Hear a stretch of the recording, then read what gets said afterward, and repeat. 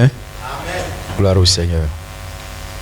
Alors ce soir, comme tous les mercredis, nous nous retrouvons pour poursuivre notre enseignement sur les principes du royaume. Et comme vous le savez, depuis plusieurs mois déjà, nous sommes en train d'étudier le chrétien et les défis des derniers temps.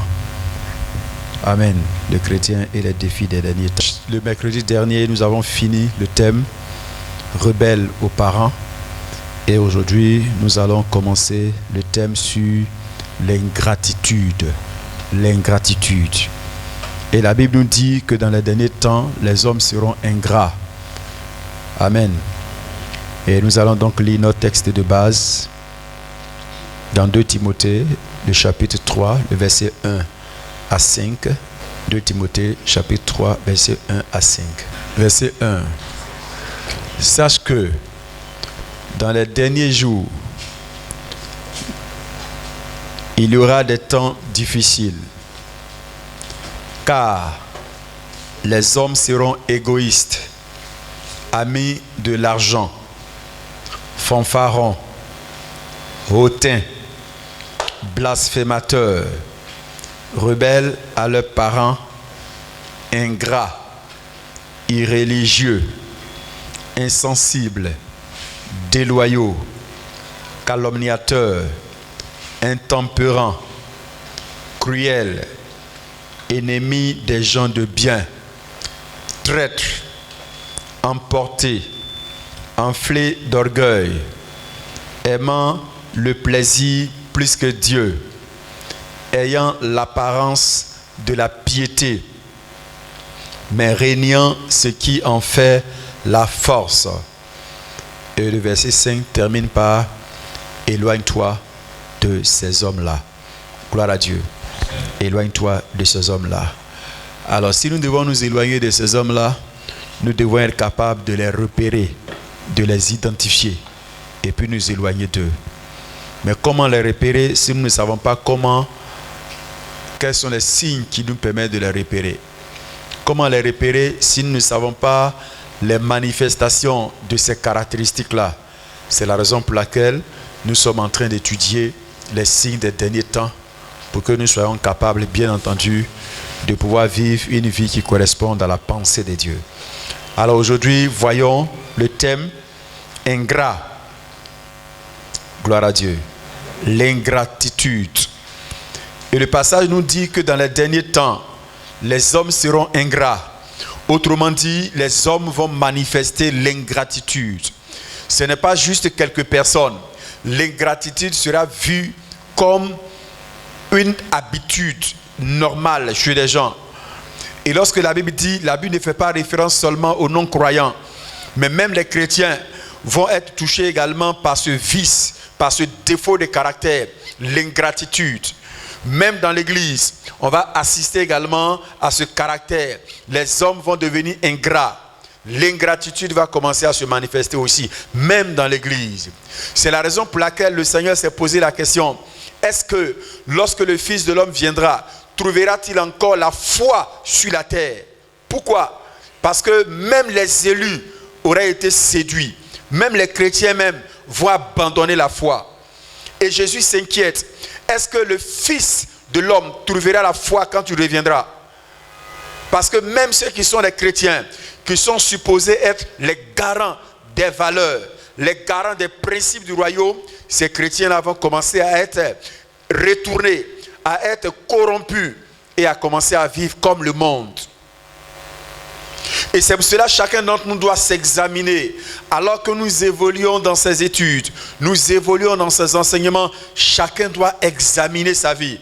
Est-ce que ces problèmes, ces vices, ces travers ne sont pas en train de prendre place en nous? C'est pour cela qu'il est important, non seulement d'être là, mais de pouvoir examiner sa vie à la lumière des paroles que nous étudions. L'ingratitude. Voyons ce que la Bible nous dit.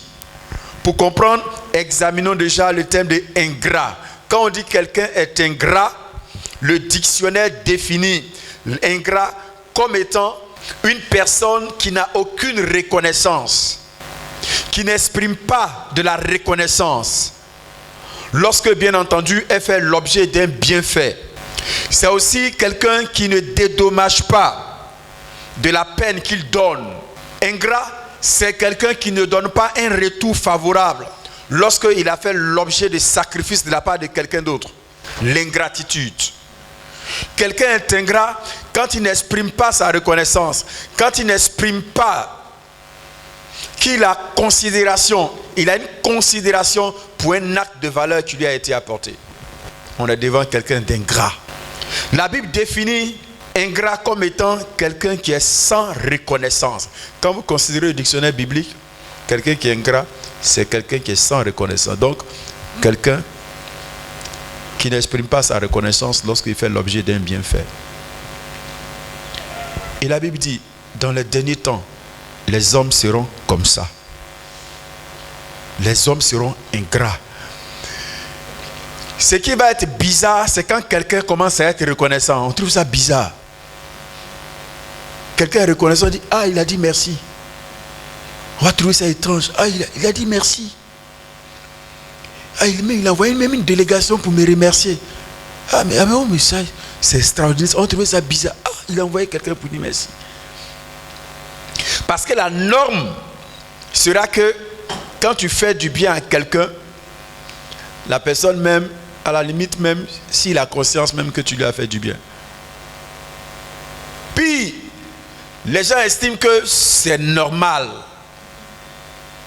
C'était ton droit, c'était ton devoir, tu devais faire ça. Et on le voit de plus en plus dans l'église. Un frère fait du bien à un autre frère, à une autre sœur.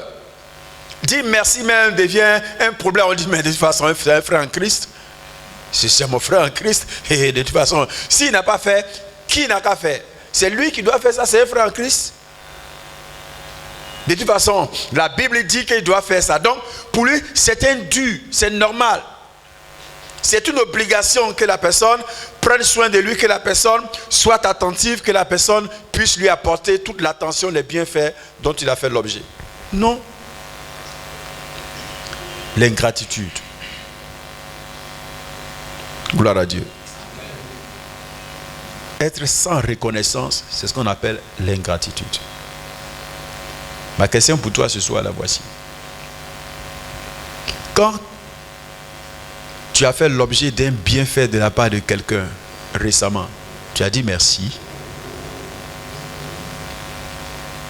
Et comment tu as dit ton merci? Tu as dit merci du bout des lèvres, merci. Parce que depuis tout petit, on nous apprend à dire merci. Mais je vais vous expliquer que dans le principe de la reconnaissance, le merci n'est pas suffisant pour traduire la gratitude. Quelqu'un m'écoute? Amen. Merci, ce n'est pas suffisant pour exprimer la gratitude. La gratitude doit se démontrer par des actes, et par des actes, par des paroles, et par des manifestations extérieures. Dire merci seul est insuffisant pour exprimer la gratitude. Bible à l'appui, je vais vous montrer ça. Gloire à Dieu. Amen. Et nous devons être vigilants pour ne pas nous faire corrompre par la façon dont le monde pense. Voyons la manifestation du caractère de l'ingratitude. L'ingratitude. Donc voyons maintenant la manifestation de l'ingratitude dans la vie d'une personne. Et on va prendre l'exemple d'un homme. Vous connaissez tous l'histoire de Méphibosheth. Voyons l'histoire de Méphibosheth et nous allons voir certains principes qui sortent, qui se dégagent de cette illustration-là. Méphibosheth. Lisons 2 Samuel chapitre 9, le verset 1 à 13. David dit, reste-t-il encore quelqu'un de la maison de Saül pour que je lui fasse du bien à cause de Jonathan? Il y avait un serviteur de la maison de Saül nommé Shiba que l'on fit venir auprès de David. Le roi lui dit, es-tu Shiba? Et il répondit, ton serviteur. Le roi dit, n'y a-t-il plus personne de la maison de Saül pour que j'eusse envers lui de la bonté de Dieu? Et Siba répondit au roi, il y a encore un fils de Jonathan perclus des pieds. Et le roi lui dit, où est-il? Et Siba répondit au roi, il est dans la maison de Maki, fils d'Amiel à Lodébar. Le roi David l'envoya chercher dans la maison de Maki, fils d'Amiel à Lodébar. Et Méphibosheth, fils de Jonathan, fils de Saül, vint auprès de David, tomba sur sa face et se prosterna. David dit, Méphibosheth, et il répondit, voici ton serviteur. David lui dit, ne crains point, car je vais te faire du bien à cause de Jonathan ton père. Je te rendrai toutes les terres de Saül ton père, et tu mangeras toujours à ma table. Il se prosterna et dit, qu'est ton serviteur pour que tu regardes un chien mort tel que moi? Le roi appela Siba, serviteur de Saül, et lui dit, je donne au fils de ton maître tout ce qui appartenait à Saül et à toute sa maison. Tu cultiveras pour lui les terres, toi, tes fils et tes serviteurs, et tu feras les récoltes afin que le fils de ton maître ait du pain à manger. Et Méphibosheth, fils de ton maître, mangera toujours à ma table. Or, Siba avait 15 fils et 20 serviteurs. Il dit au roi, ton serviteur fera tout ce que le roi mon seigneur ordonne à son serviteur. Et Méphibosheth mangea à la table du roi comme l'un des fils du roi. Méphibosheth avait un jeune fils nommé Mika. Et tous ceux qui demeuraient dans la maison de Siba étaient serviteurs de Méphibosheth. Verset 13, Méphibosheth habitait à Jérusalem car il mangeait toujours à la table du roi. Il était boiteux des 2 pieds. Amen. Amen. Il était boiteux des 2 pieds, ce Méphibosheth. Dans notre temps aujourd'hui, on va dire qu'il était un paralytique. Il ne pouvait pas marcher. Pour comprendre l'histoire de ce jeune homme, c'était un jeune homme, mais qui est né dans des conditions difficiles. Il est né, mais au moment où il était encore bébé, le roi Saül et son père Jonathan, donc le fils du roi Saül, avaient été tués. Et dans la fuite des serviteurs et servantes de la maison du roi Saül, au moment où la servante fuyait avec Méphibosheth, au moment où il était encore bébé, il est tombé. Et c'est sa chute qui a provoqué justement sa paralysie. Et pour que l'enfant vive, cette femme a pris la peine de s'échapper avec l'enfant et aller vivre dans un lieu reculé. La Bible ne parle plus de Méphibosheth. 40 ans plus tard se sont écoulés. D'accord? Et David arrive à un moment donné où il est roi. Et David se pose la question maintenant. David demande, est-ce qu'il y a quelqu'un qui est descendant de Jonathan? Mais pourquoi David pose la question? David comprend que lui, David, au moment où il était serviteur dans la maison de Saül, le roi Saül, Saül avait un fils qu'on appelle Jonathan. Et comme David a tué Goliath, vous connaissez cette histoire, le roi Saül était roi déjà. Mais le petit David, qui n'était qu'un simple berger, David était le roi, pardon, Saül était le roi et Saül était aussi le chef de l'armée d'Israël. Saül était un chef de guerre. C'était le général militaire qui combattait au devant de l'armée d'Israël. Saül, le roi, n'a pas pu tuer Goliath. C'est David, ce petit enfant de 16 et 17 ans, qui était un simple berger, qui a réussi à tuer Goliath. Et toute l'armée, tout le pays criait le nom de David. Saül, le roi, est devenu jaloux de David.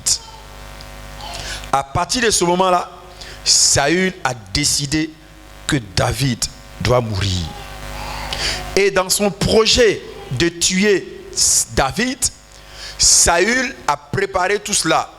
Mais Saül avait un fils qu'on appelle Jonathan.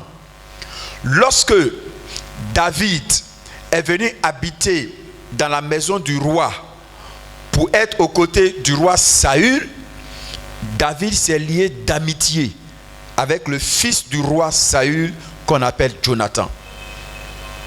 Lorsque le roi Saül préparait des projets, s'apprêtait à mettre en place un plan pour tuer David, Jonathan, qui était le fils du roi, se cachait pour venir dire à David, David, ne dors pas ici aujourd'hui, cherche-toi, parce que mon père, le roi, a planifié de te tuer.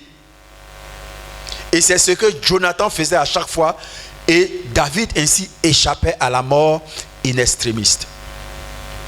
C'est comme ça que David a vécu dans la maison du roi tout le temps, et il a chaque fois échappé à la mort grâce à Jonathan, le fils de Saül. Jusqu'à ce qu'à un moment donné, David décide de quitter la maison de Saül, de fuir Saül et de se chercher. Et c'est comme ça que dans sa fuite, Saül l'a poursuivi pendant près de 40 ans. Lisez bien la Bible. Pendant près de 40 ans, Saül a cherché à tuer David. Jusqu'à ce que Saül et Jonathan meurent un jour à la guerre. Parce que Dieu n'était plus avec le roi Saül, Dieu était désormais avec David. Le même jour, le roi Saül et Jonathan sont décédés. Étant décédés, c'est justement au moment où ils sont morts que la maison du roi Saül, les serviteurs en fuite, une des servantes a pris donc le fils de Jonathan, qui est Méphibosheth, dans sa fuite, est tombé et donc s'est retrouvé paralysé. Et donc ils ont pris l'enfant et ils sont allés vivre ailleurs. La Bible ne parle plus de Méphibosheth jusqu'à ce que David fasse mention de lui. Il était déjà devenu un homme. Amen. Mais pourquoi David s'assoit et puis dit, reste-t-il encore quelqu'un dans la maison de Jonathan pour que je lui fasse du bien? David comprend alors ce que Jonathan a fait pour lui. David comprend la nécessité de la reconnaissance. Et comme Jonathan n'est plus là, pour que lui exprime sa reconnaissance, naturellement, il a compris que même si Jonathan n'est plus là, mais il avait le devoir d'exprimer sa reconnaissance aux descendants de Jonathan. Alors il va poser la question, est-ce qu'il reste encore un descendant de la maison de Saül pour que je lui fasse du bien? Et alors on lui dit, oui, il y a un homme qu'on appelle Méphibosheth. On va appeler Siba, qui était un serviteur de Saül. Le roi Saül qui est mort là, il y avait quelqu'un qui était un serviteur, qui lui, tous les biens de Saül, c'est lui qui profitait de ça maintenant. Il avait 15 enfants et 20 serviteurs. Lui, le chef des serviteurs de Saül, c'est lui qui profitait maintenant de l'héritage du roi Saül. Méphibosheth vivait quelque part à Lo-débar. Si vous comprenez bien, si vous étudiez l'histoire, vous allez découvrir que Lo-débar était une ville sale, puante, qui sentait mauvais, parce que c'est en cet endroit-là que les éleveurs de bétail étaient installés. Et c'est là-bas que lui il vivait. Dans une condition extrême. Mais souvenez-vous, c'est le descendant de Saül. Mais il vivait dans des conditions précaires. David, donc, pour manifester sa reconnaissance, va demander qu'on lui fasse venir Méphibosheth. Pourquoi? Parce qu'il est simplement descendant de Jonathan. Et par acte de reconnaissance de David en faveur de Jonathan, il va décider donc de faire du bien au fils de Jonathan, donc qui est Méphibosheth. Et la Bible le dit très clairement. Il dit, verset 6. Et Méphibosheth, fils de Jonathan, fils de Saül, vint auprès de David. Il tomba sur sa face et se prosterna. David dit, Méphibosheth. Et il répondit, voici ton serviteur. David lui dit, ne crains point, car je veux te faire du bien à cause de Jonathan. Voilà ce qu'on appelle la reconnaissance. Jonathan n'était plus là. Mais David comprend que c'est un devoir de manifester, de matérialiser, de démontrer sa reconnaissance par des faits, par des actes, de façon concrète, de façon tangible. Merci seul n'était plus suffisant. Il fallait que David pose des actes concrets pour traduire sa reconnaissance. Alors il dit à Méphibosheth, je te rendrai toutes les terres de Saül, ton père. Donc tout l'héritage du roi Saül, je te redonne tout ça. Parce que c'est moi le roi désormais. Tout l'héritage, je te redonne ton héritage. Et tu mangeras toujours à ma table. Autrement dit, à partir d'aujourd'hui, tu changes d'environnement. Tu te retrouves désormais au palais. Tu mangeras désormais toujours à ma table.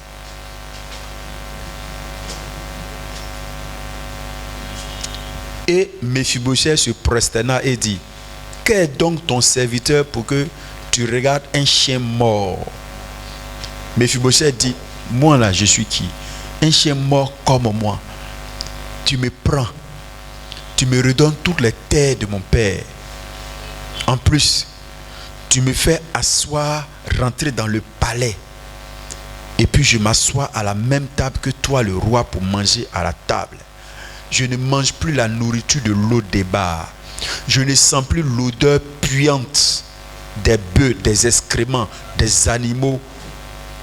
Je sens maintenant l'odeur de la fraîcheur parfumée du palais. Comment tu me vois? Mais ce n'est pas toi qu'on voit. C'est l'acte, les actions de ton Père qu'on regarde. C'est pour cela que tu es là. C'est pour cela qu'il faut comprendre en tant que chrétien. Il y a des combats que tes enfants n'auront plus à mener à cause de la portée et de la grandeur de tes actes. Si nous ne comprenons pas ça, nous allons passer à côté des opportunités de destinée de notre descendance. Il y a des combats pour lesquels nos enfants n'ont plus besoin de mener. Pourquoi? Parce que nous, leurs pères, avons posé des actes qui ont sécurisé leur destinée.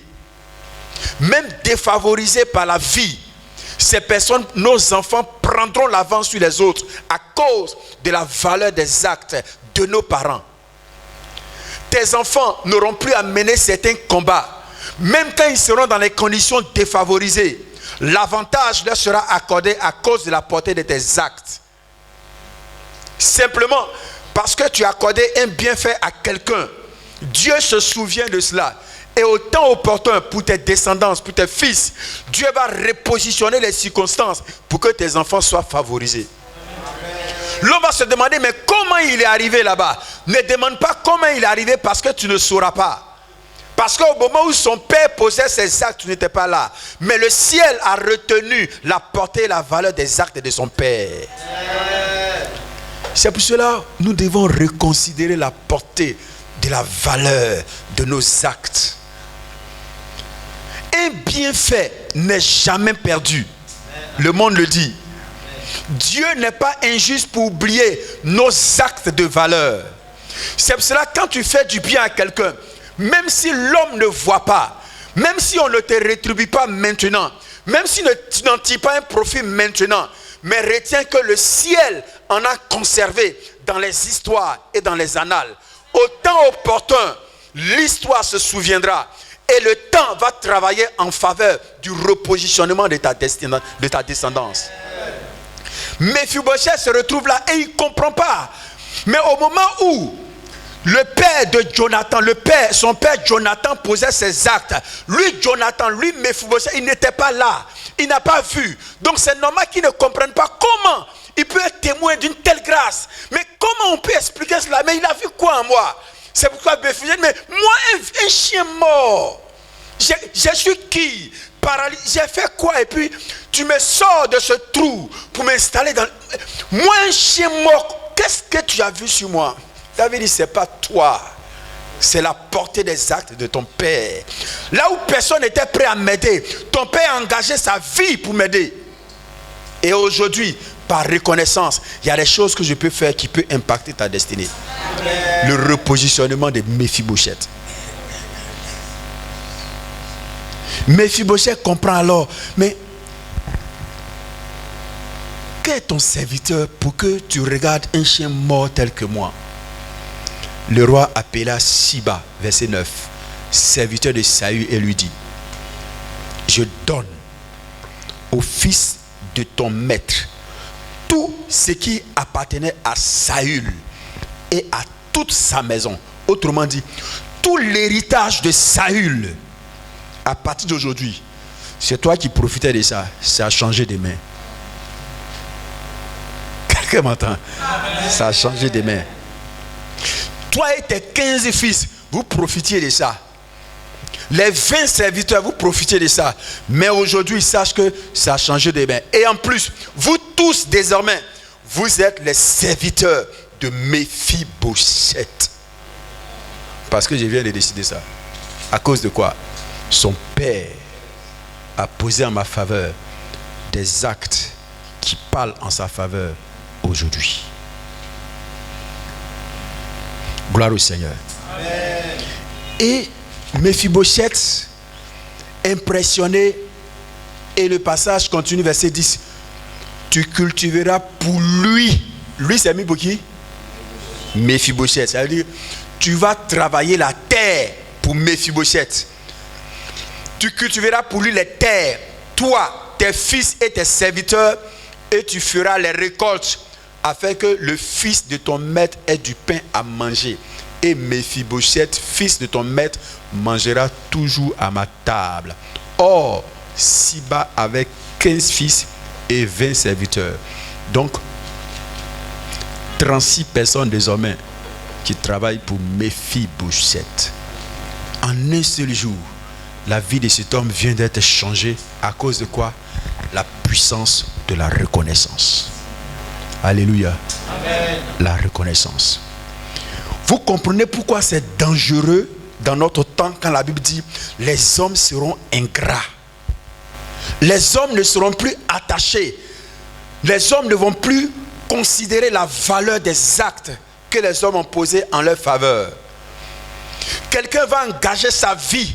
Des gens vont engager leur vie pour les autres.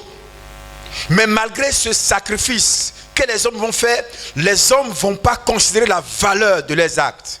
Dans notre temps, les hommes seront ingrats. Ça, c'est ce qui s'est passé. Gloire à Dieu. Amen. Comprenez bien. Lisons maintenant 2 Samuel chapitre 16 versets 1 à 4. Et lisez très bien. Faites attention. Vous allez comprendre quelque chose ici. Samuel 16 versets 1 à 4.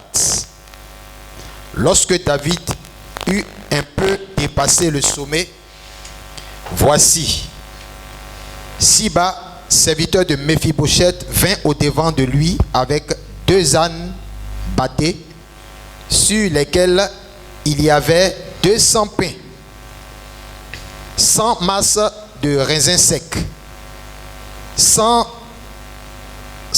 de fruits d'été et une outre de vin.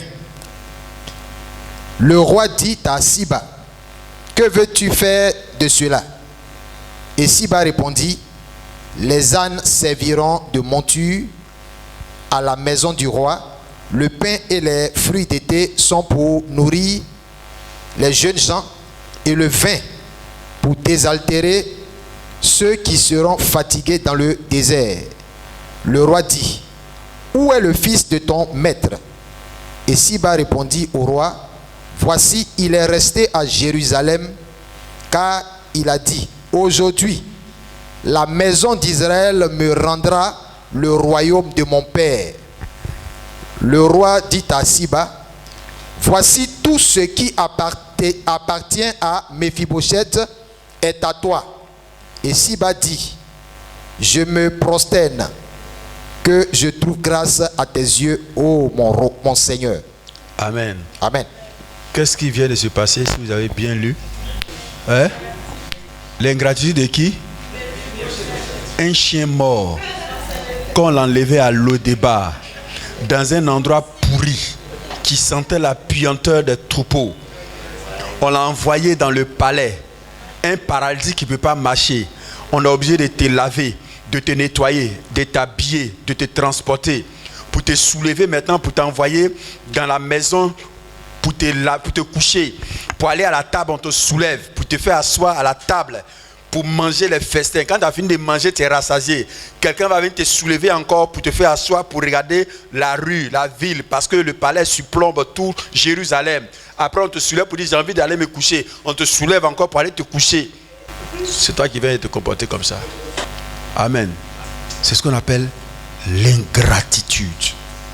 Et on va voir les dangers de l'ingratitude. Voici. C'est impressionnant. Hein? Regardez. David dit, je vous explique le contexte pour que vous compreniez. David est devenu roi. D'accord? Quand il est devenu roi,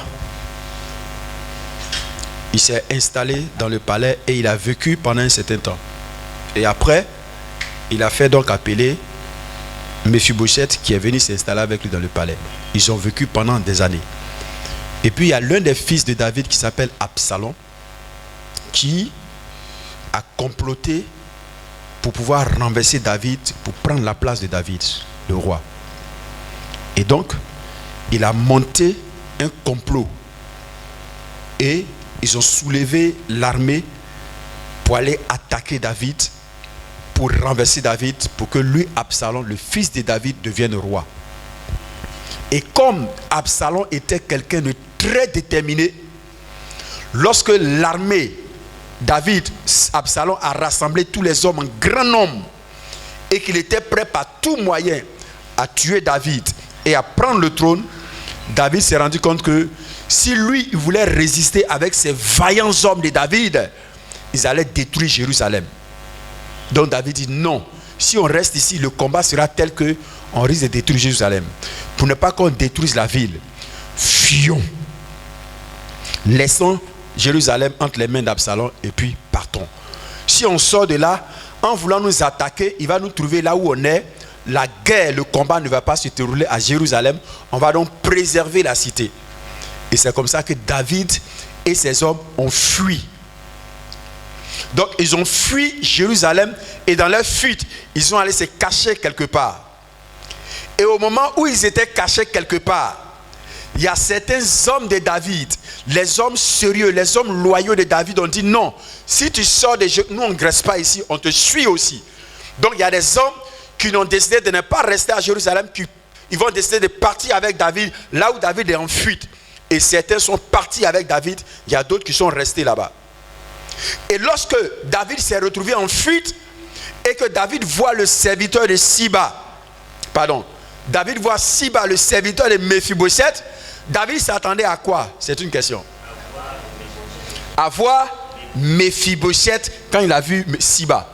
Il s'est dit, Siba, comme c'est lui qui transporte son maître, certainement Méphibosheth a dit, je ne reste pas à Jérusalem parce que mon bienfaiteur est en fuite. Moi aussi, il faut que je le suive. Il a certainement dit, Siba, prends, accompagne-moi, monte, prends-moi, soulève-moi, amène-moi pour qu'on aille avec David. Parce que je ne peux pas rester ici. Celui qui m'a fait du bien là, il est en fuite. Moi, je fais quoi ici? Le palais là, c'est un homme qui s'appelle David, qui était le maître. C'est lui qui m'a donné accès au palais. Il est en fuite. Je fais quoi dans le palais ici? Accompagne-moi pour qu'on le suive. Pour montrer ma loyauté. Mais David voit Siba. David dit, mais tu fais quoi ici, Siba? Il dit, non, j'ai envoyé la nourriture pour tes hommes.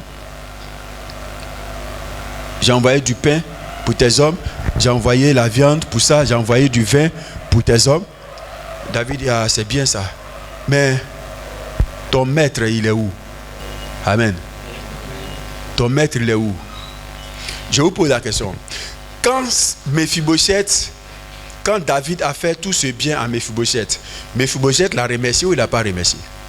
Hein? Vous êtes sûr? Il a remercié? Hein? Il a remercié? En temps normal, quand il a dit merci, il a remercié, il a béni, il a dit merci là. En temps normal, ça devait être fini, non? Hein? Mais pourquoi David s'attend à ce qu'il soit là? Hein? Maintenant, je vous explique un principe. Lorsque quelqu'un te fait du bien, le bienfait que tu reçois de la part de quelqu'un devient une dette. Quelqu'un m'a compris? C'est ce qu'on appelle la dette de reconnaissance. Cette dette-là, on ne la paye pas avec merci. On paye avec des actes forts. Mephibosheth avait dit merci, mais le merci n'est pas suffisant. Il fallait qu'il pose un acte de remboursement, de compensation de sa dette. Donc David s'attendait à le voir, mais où il est, Mephibosheth? On dit non, il n'est pas là. Il dit, mais comment ça? Et on va voir par la suite. Lisons cela. Lisons 2 Samuel 19. 2 Samuel 19. Lisons le verset 24 à 29. 2 Samuel 19, verset 24. J'explique le contexte. Oui. Donc, lorsque David était en fuite, Absalom a pris donc le peuple, a armé donc les fils d'Israël pour aller attaquer David. Mais naturellement, c'est quand même David. David était un homme de guerre. Et n'oubliez pas, il avait ces vaillants hommes de David avec lui. Donc, lorsque Absalom, le fils de David, a rassemblé ses hommes pour attaquer son père, dans l'intention de faire un coup de roi. Amen. Ce n'est pas un coup d'état, mais un coup de roi. Il veut dégager David pour prendre sa place.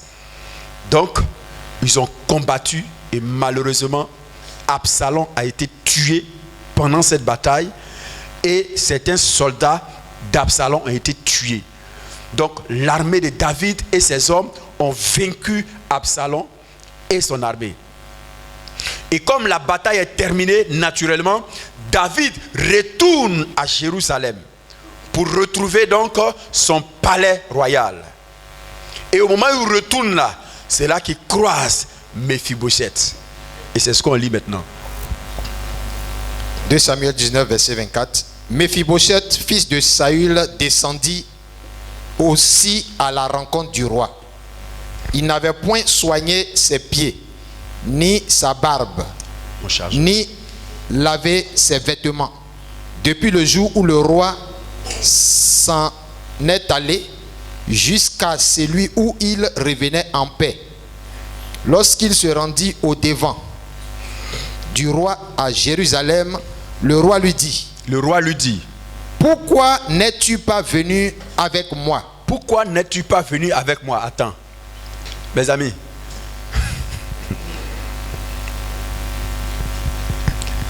Mephibosheth, il avait ses 2 pieds au complet. Hein? Non. David ne savait pas qu'il n'avait pas ses 2 pieds au complet. Si. Mais David lui dit, pourquoi tu n'es pas venu avec moi? Amen. Le principe que je vais expliquer à quelqu'un, c'est que quand quelqu'un t'a manifesté des actes de valeur et que tu te retrouves endetté de la reconnaissance avec la personne, tu n'as aucune justification qui peut te dédouaner du paiement de ta dette. Quelqu'un peut comprendre ça? Amen. Mais si je peux dire, ah mais roi, quand même, toi-même tu sais, mais toi-même tu sais que je suis paralysé.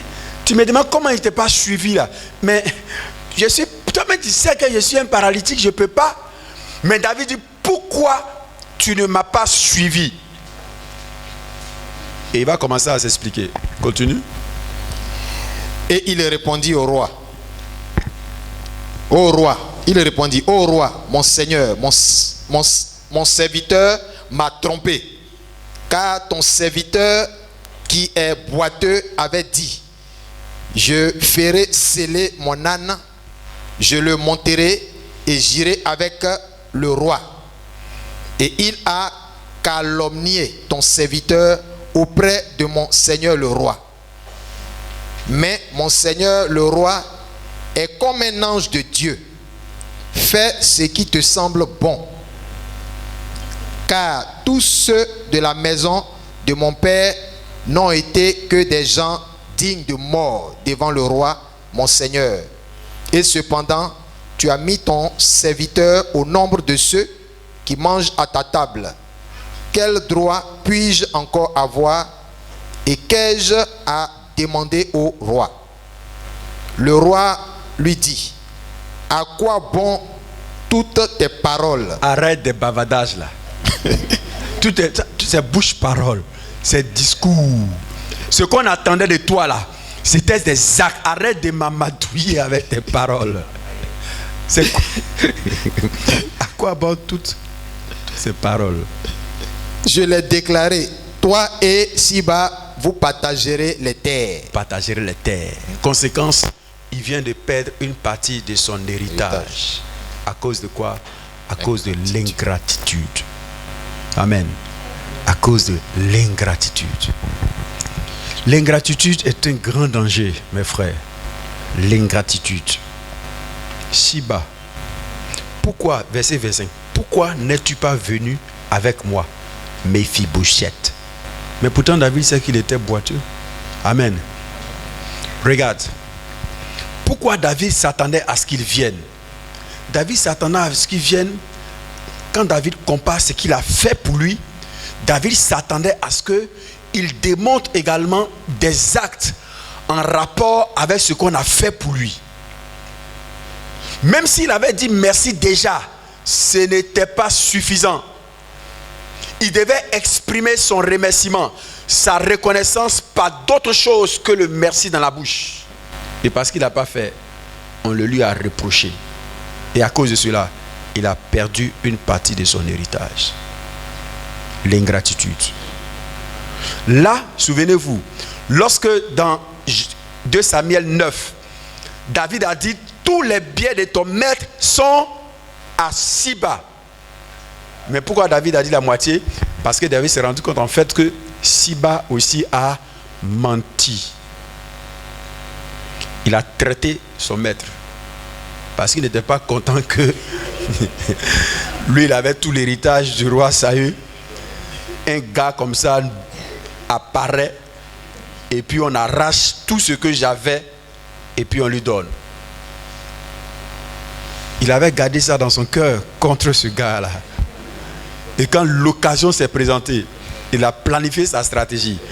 Nous sommes presque sûrs que Méphibosheth avait certainement dit à Siba, Siba, le roi est parti, mais je ne peux pas rester ici. Scelle-moi mon âne pour qu'on le suive.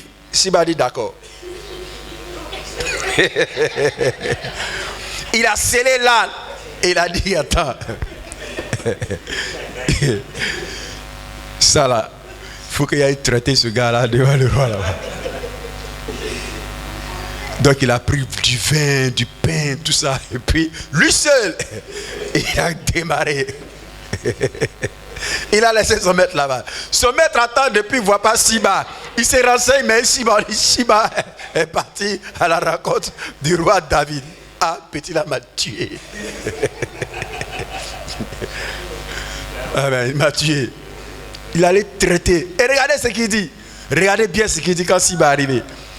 Lorsque David lui a demandé, mais est-ce Méphibosheth ton maître? Il dit, mon maître dit, il est resté là-bas, il dit, on va lui redonner l'héritage de la maison de son père. Il dit, ah bon, David dit, ah bon? Moi, avec tout le bien que je lui ai donné là. Donc il est là-bas pour s'associer à Absalom, pour me tuer, pour prendre maintenant l'héritage de Saül. Ah, je vois maintenant. Donc c'est vraiment un ingrat.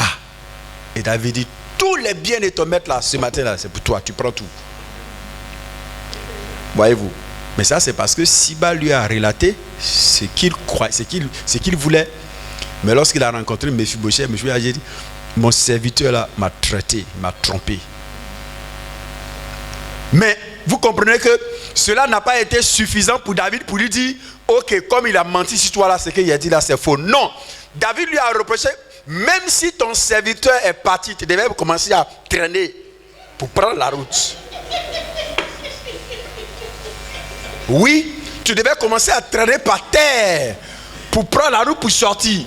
Quand les gens vont te trouver pour dire, mais tu es en train de faire quoi? Il dit, non, je sors, je vais à la route. Je suis David.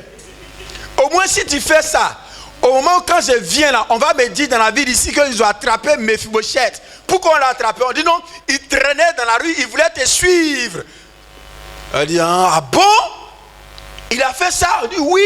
Son serviteur l'a traité, est parti. Donc lui, il ne voulait pas rester ici, il voulait te suivre. Donc il a commencé à traîner dans la rue pour sortir de Jérusalem. Et les gens l'ont attrapé. C'est pour cela qu'il n'a pas pu te suivre. Il dit, voilà, ça là, c'est un bon gars. Il a dit, oui, tu as fait ce qu'il devait faire. Je sais que tu es vraiment un bon gars. Tu es loyal, tu es reconnaissant. Tu n'es pas mauvais, tu n'es pas méchant. Mais il n'a pas fait. Il est resté là-bas tranquille quand même. De toute façon, si David vient, il lui dit que c'est mon fils, c'est mon serviteur qui m'a traité. Ce n'était pas suffisant. Il n'y avait aucune raison pour justifier ce qu'il a fait. Gloire à Dieu. Donc, si quelqu'un te fait du bien, tu ne peux pas prétexter de quoi que ce soit pour justifier ton manque de reconnaissance. Amen. Tu ne peux pas dire je n'ai rien. Tu es obligé d'aller t'endetter pour faire ce que tu dois faire. Quelqu'un t'a aidé en son temps et la personne se retrouve aujourd'hui en difficulté. Même si tu n'as rien, tu ne peux pas dire je n'ai rien. Oh. Non, tu n'as pas le droit. Même si tu dois aller t'endetter, pour honorer ta dette de reconnaissance. C'est vrai, tu as dit merci, mais merci ne suffit plus. Il faut que tu honores ta dette. Tu parles à quelqu'un? On s'arrête là aujourd'hui. Pour aujourd'hui.